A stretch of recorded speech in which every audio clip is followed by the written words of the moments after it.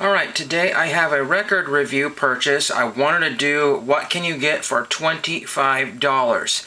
And I don't mean $25 plus shipping, I mean $25 total. I have 8 items in total, and he's like, how is that even possible? My Goodwill stores, I think they charge $3.99 for LPs. And as you probably already know, those LPs are worth $0. You might find one that's worth the $3.99, but that is it. And those disappear very quickly. So if you can actually get so you're working backwards, trying to work your way up. Now I'm trying to work my way, a different way. But anyway, so this came from Philadelphia Music, or otherwise known as Beautiful World Syndicate. And yeah, so they do like a $6.50 or some $6 or $6.50 for shipping. So one record is $7 or $7.50, and he's like, well, that record's not worth that. But you have to get over the fact, you have to get over that kind of that hump or whatever to get to the next level and the next level and the next level. Every one of these was between $1.50 and $3, and these were their like blowout / clearance ones that were not long for the website. There are some that I missed, unfortunately. I couldn't get to them fast enough because they technically expired, but they were still on the web page or whatever on Discogs. So there might be other ways to buy from them, but I'll show you. This one I found on YouTube, and it was listed as post-punk, goth, minimal, and a couple other names. I am not understanding what all of that means. I just say punk or alternative or something like that. But this is Hot Guts. Hopefully we can see most of it. I don't have the best camera space here, but Hot Guts and Wilds. And this would be something you would never find at a Goodwill store because it is from 2014. So I wanted something from this decade, this century, whatever. We're like already 11 years out on this one. This was on Avant Records. Looks like Avanti, but maybe it's Avant or Avanti, but it's an exclamation point there, so I haven't checked that one there yet. Written and performed by HG, copyright 2014. So there is a track listing there. Hopefully you can see most of that. I know there's going to be a ridiculous glare there, but we'll do that. And I'll show you the vinyl. I think this is just black vinyl. It's got a black inner sleeve, paper inner sleeve, which people complain about so often. But you don't really need to see much there. The label is very, very minimal at all, so there's that one. You probably see my reflection half a dozen times there. We want to treat, even though these are not super minty fresh, you can see that was not treated very well. That could be like in-store damage. Somebody could have traded that in, and then that happened in-store when people were flipping through the records. It happens a lot. When my friend gave me all the records, he was kind of jostling them around this way, and he was like pulling one out, showing me, and then just chunking it back in there. Adding tiny bits of damage to each one of them, but whatever. So there's that first one there. Then this one here you would think would be like that, retro synth wave or whatever you want to call it. But this is actually from 1984. So this is from back in the day.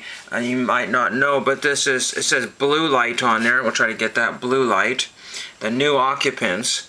In my camera it looks yellow, but it's bright orange there. The eyes are, woo, spooky. And then there is more or less, hopefully, the track listing you can see there. The New Occupants, Blue Light. Produced and engineered by David Eberly. That's cool. Or that's actually, it says Erbel. I don't know if that's correct, but Erbelly, whatever. Maybe that's not cool. I don't know. And all that fun stuff there. But that's on Danger Records out of St. Paul, Minnesota, so that's kind of fun. And then we'll see what we got here. But yeah, there's not a lot of views of this on YouTube. It was posted, I think, 13 years ago. But the people that, one guy said that this was a really awesome record. He really enjoyed it. And unfortunately, his wife threw out his 80s leisure suits, which he is lamenting the fact, and ties. So, but a lot of people give this a lot of praise. The people who watched it, this one looks like it is, other than my, oops, accidental fingerprint there, it looks like it's been played almost once or never. So, I am very happy with the condition of these two so far. Very, very happy. Again, I don't know, I've listened to a little bit, but it was kind of like a dark, I want to say dark synth, but very 80s, if that makes sense there. And I said, you know what, this was in my almost pile. I think this one was $3. It was either 2 or 3. I do have one coming up that was a whopping $5, and oh my gosh, $5. We're getting past the Goodwill $3.99 price. Then we have G-Move, the G-Move hymn. SOL versus Gotcha featuring Lao Lu. We Call It Techno. And I think I found this on YouTube, but some of these I couldn't even find. G-Move Hamburg 2000. So there's some sort of festival there. And look, again, it got squashed there. I don't think that was done in shipping. I think that was already like that. But, you know, when you buy these cheap records there, don't worry about the condition too much. Just worry about the record itself. A Day at the Parade mix, 712, so 712. And A Night at the Club mix, so 12-inch record there, which I am happy to have here. Some of these will have, it's another black vinyl here, SOL versus Gotcha. I cannot remember when this was from. Did it say? But again, with the black vinyl there, black vinyl, and the basic label there, white paper inner sleeve. Again, we don't, I mean, if you're worried more about the inner sleeves than the record, you know, there's kind of something wrong. But again, a lot of people are, you know, they say, oh man, for the, but you know, I guess when you're spending $25, $30, $40, $50 per LP, you know, or 12-inch, you got to complain about every nook and cranny. Oh man, I got to return it, the corner's squished. Darn it. You know, that's just how it goes. I got to watch what I'm doing here because I'm stacking them up here. We got a couple of 7 inches or 45s. Actually, we got 3 of them here. I just grabbed this for the title, and I guess it's probably thrash. I'm not sure. I've listened to it very quickly here. At one time, it was $10. It's me, Margaret. It's me, Margaret Thrasher. Are you there, God? And I basically, you know, kind of based on the I think it was Judy Blume. It's either Beverly Clearly or Judy Blume book there. And this one here, take this out of the plastic sleeve, which it nicely has. And another black vinyl, so we've, what, 4 for 4 on the black vinyl there. There is the 45 RPM right there. Clarence Thomas Records. It's a pretty funny label name there. So they just borrowed a bunch of names and stuff. There's a little piece of paper in there here, track listing and or whatever's in there. So fun little thing there.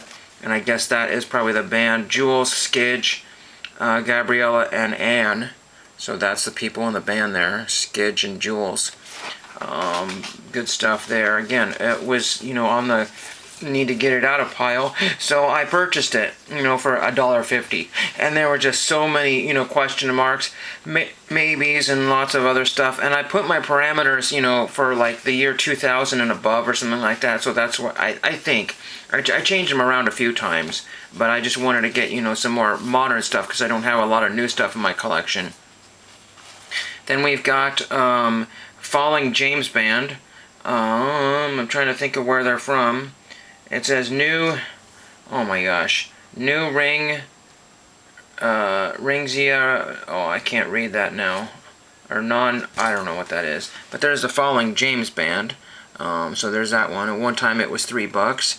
I actually liked this one, so I said, you know, I'll get that one. I forget what kind of music that was, and I don't remember if they were from the States or if they were where they were from there. Right Now, ABC. There's 2 songs on there, and then there is River's End and Born to Lose.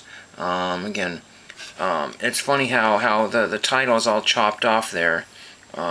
Slipping, Lefty, Ruffo, Mark something, and Diego. I can't read all that there, so kind of chopped off there. Weird how they did that, but why they didn't put all, I don't know.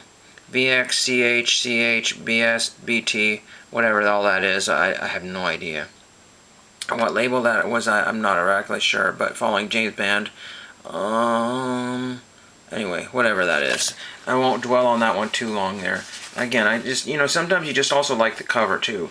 Some of these covers are just like kind of a folded over piece of paper. This one actually is a sleeve, and there is the cover again, Falling James Band, so there we go.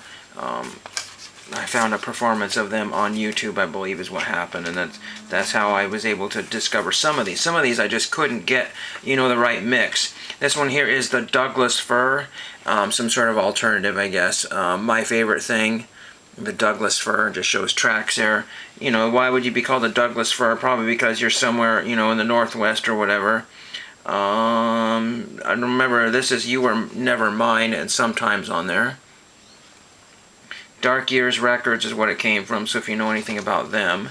And then we just open up this here, and this one is a colored vinyl, I believe. There's a little piece of paper giving some more Northern Hemisphere, the Douglas Fir.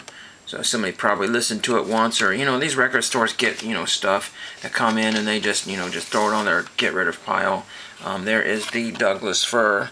Found a couple of their songs on YouTube. I don't know if they have any full-length LPs or whatever there, but I figured, just get that one. I think that was maybe $2. Really can't remember that one, but I said, you know what, just get that. If I was at a record store, I would be more inclined to grab these. But it's just because I'm online and I can't physically see what I'm looking at. There's a lot of stuff that I do technically, miss a lot of. And I think I showed the back of this one. I didn't know if this was numbered or not. I don't think this one is. It might have said if it was limited to how many copies of that was, but I cannot remember. It's been probably a week since I ordered these, but they got here very, very quickly, and that's what I like about this particular seller, is they get the stuff right away. We got two more here. We've got MKDV featuring John Crockett, 656 Forever. It's brand new factory sealed. Brand new factory sealed. No, that's not Bucky, but anyway, it kind of looks like Bucky's there. But whatever this is, I don't really remember, and I couldn't tell you exactly. Produced by David Vibes, Tobon, John Crockett, and Master Kev. All kinds of fun stuff there. There's Master Kev right there, and David Vibes, Tobon. And then there's John Crockett. This is from 2007 on Tony Records. And again, you can probably see this is TR 1006, whatever that means. But yeah, brand new factory sealed. I would love to open that for you right now, but I'm not exactly sure which side to open. I think it's this one here, but I can't tell, and it might be that one up there. And anyway, that is one that I will discover what it is, but it was brand new factory sealed, and I thought I would take it. This one just happens to be the most expensive one. Unfortunately, it's got some corner ding, and that might have done in shipping. There, but this is Una Program 2. Also available on compact disc maxi single. I don't know if I like the cover necessarily, but the cover was okay. And I looked this up on YouTube and I said, oh, this is pretty decent. I'm gonna get that. I did not realize that was somebody's face there. But again, I've just, late night shopping or whatever. There's some water with some dolphins in there. This actually is a promotional from some kind of record company. I can't remember which one it says there. Well, this is on Sire and Giant, so it's actually, those are real labels there. So that was actually something. Unlike those other homemade labels there. This one is from I want to say this is from the 90s. But I felt that it was that kind of music that was ahead of its time, I guess is what I want to say. There it is in the plastic slip here, Una Program 2. Or Program 2, Una. You know what I mean. I think Program 2 is the band.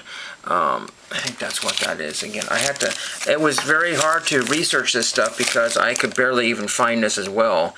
And just, Program True is one of those things that's very, very common, and how are you going to know what that is or what the difference is? So I was finding other things that had nothing to do with this. Again, that's what was really crazy. And then if you could put too much information in, you will say Sire Records, and that might get you too much information. But again, it looks like it was played once or never. Very cool. And again, to get these things for anywhere between $1.50 and $5 a piece, I think I want to say it's a steal. But again, people are buying records and they're already dissatisfied with them at the $25 and $30 benchmark. You go into some of these things knowing exactly what they are. I only know a little bit of what these are because I didn't want to spoil the magic and listen to the whole thing. And some of them I just took a chance on because I couldn't listen to the whole thing. But again, there was one that I was looking at called the Jelly Bricks, and their song DOA is one of my favorite ones, but I already going into that know that. And I watch it so much on YouTube and enjoyed their video, would I enjoy it as enough on the record? And also I had to be careful because some people are listing them as 12-inch, so does that mean 12-inch with the full thing or whatever, LP? And some show the full track listing and some don't show any track listing, so is there a 12-inch only showing a couple songs? Not the kind of research at Discogs, hopefully, but sometimes Discogs is not perfect there. If I have a second here, which I probably do, why don't we just go and open this brand new record here so I can kind of show you I'll see if I can get it open. I'm not going to be worried about the plastic on here, so I might just rip the plastic off if I can get it here. I try to save the plastic as much as possible, but this one is just one of those thin sleeves, and you may not be able to save the plastic, so we'll just poke in here to the corner here and see if I can get it here. Not take 12 minutes to do so, and I've already destroyed the plastic, so it probably won't worry about that. I had my little pin poker here. It doesn't help when you don't have that, and I don't want to damage the sleeve here. But I wanted to show you what this looks like here, just to get. Oh, this is not the kind of plastic that I'm used to. Oh my gosh, this is probably the plastic you're supposed to not destroy and just leave on there. This one again was from 2007, so it has not ever been played. You know, that's the crazy thing about these things. You'll find tons and tons of brand new factory sealed records. This plastic is not cooperating, so we will just remove the whole plastic, and then we won't have to worry about it. But again, it's kind of a shame because it was a durable plastic and not that thin rippy stuff there. So, if rippy is a word. Alright, so we've got this one 100% open here, and then a little bit of piece of plastic there. They did mention it had probably been, you know, again, you never know about records that have been sitting forever. There is the label, which is very much like the one in the corner there, and it's probably going to be a black vinyl, my guess, and it is. So, not much of a surprise there, but again, there's what we have, what we're dealing with there.